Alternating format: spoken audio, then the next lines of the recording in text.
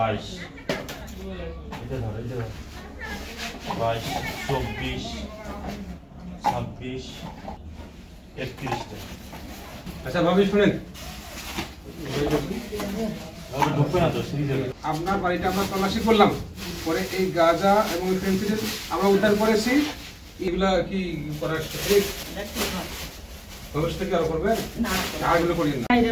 আচ্ছা যান যান যান যান।